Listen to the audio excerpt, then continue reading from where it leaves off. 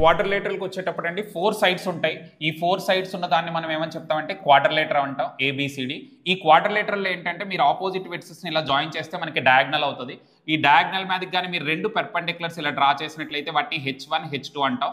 అప్పుడు quadrilateral area మీరు calculate చేయాలనుకోండి diagonal by 2 into H1 plus H2 అనే ఫార్ములాని యూజ్ చేయాలి. Next quadrilateral types. ఈ టైప్స్కి వచ్చేటప్పటికి ఇది ట్రెపీజియం అండి. మనకి ఈ ట్రెపీజియం ఏదైతే ఉందో ట్రెపీజియంలో ఆపోజిట్ సైడ్స్ ప్యారలల్ గా ఉంటాయి. ఈ ప్యారలల్ సైడ్స్ యొక్క మెజర్స్ ఇస్తారు ఏబి. ఈ రెండింటికి మధ్యలో హైట్ ఇస్తారండి పెర్పెండిక్యులర్ డిస్టెన్స్. ఈ హైట్ ప్యారలల్ సైడ్స్ ఉన్నప్పుడు ఏరియా అనేది మనం కాలిక్యులేట్ చేయాలంటే H/2 into A plus B అనే ఫార్ములా యూస్ చేసి ట్రెపీజియం ఏరియా కాలిక్యులేట్ చేయొచ్చు. నెక్స్ట్ టైప్ ప్యారలలోగ్రామ్ అండి.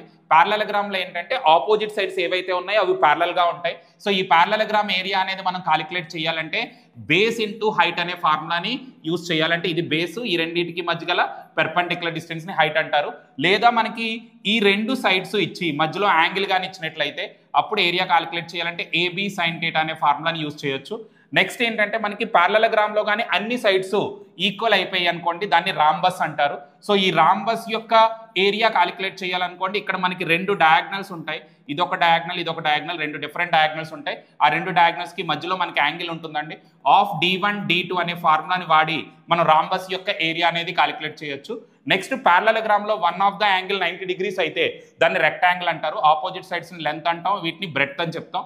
సో ఈ రెక్టాంగిల్కి వచ్చేటప్పటికి పెరిమీటర్ అడుగుతారు. పెరిమీటర్ అంటే మనకి 2 ఇంటూ L ప్లస్ బి అనే ఫార్ములా వాడతాం, అంటే మొత్తం బోర్డర్లన్నీ కలిపియాలి. అలాగే ఏరియాకి వచ్చేటప్పటికి ఏంటంటే లెంత్ ఇంటూ బ్రెడ్త్. అలాగే డయాగ్నల్ ఫార్ములా కూడా important, √L² plus B². Next ఒకవేళ రాంబస్ లో ప్రతి యాంగిల్ 90 degrees కానీ ఈక్వల్ అయిపోతే అది స్క్వేర్ అవుతుంది. స్క్వేర్కి వచ్చేటప్పటికి అన్ని సైడ్స్ ఈక్వల్ గా ఉంటాయి. సో స్క్వేర్ యొక్క పెరిమీటర్కి వచ్చామనుకోండి మనం 4 సైడ్స్ ని కలిపియాలి, దాన్ని 4A అంటారు.